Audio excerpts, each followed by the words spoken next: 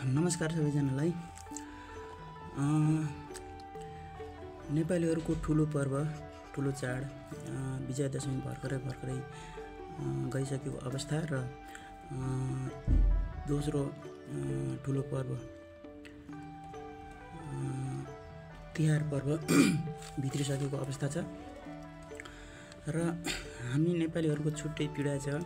हामी प्रवासमा छौँ, हाम्रो परिवारहरू नेपालमा हुनुहुन्छ। छुट्टै पीडा छ, त्यही पीडालाई समेटेर मैले गीत तयार पारेको छु एउटा। त्यही गीत प्रस्तुत गर्ने अनुमति चाहन्छु है त। कस्तो लाग्छ सल्लाह सुझाव दिनुहोला, प्रतिक्रिया दिनुहोला। अनि सबभन्दा पहिले हामी सबैको दिन सुखमय रहोस्, समृद्धि छाओस् भन्दै शुभकामना दिन चाहन्छु यो तिहार पर्वको। ल म गीत सुनाउँदैछु।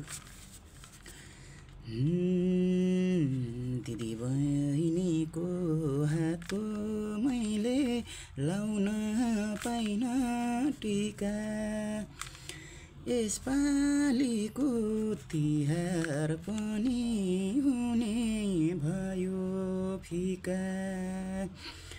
भन भन भाइ हो देउसी रे, भन भन भाइ हो भैली, कहिले होला भट्याउनलाई पाउनै अब मैले।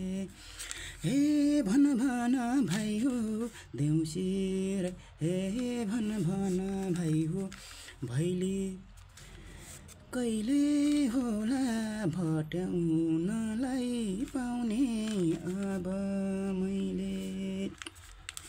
नपाएको रातमा सुत्न भयो धेरै वर्ष, झकमक साँझ परेसी ड्युटी हिँड्नु पर्छ। 12 घण्टा 30 दिन ड्युटी 12 महिना, चाडपर्वमा एक दिन छुट्टी भन्नु पनि छैन। चाडपर्वमा एक दिन छुट्टी भन्नु पनि छैन। हस् त, धन्यवाद। प्रतिक्रिया दिनुहोला।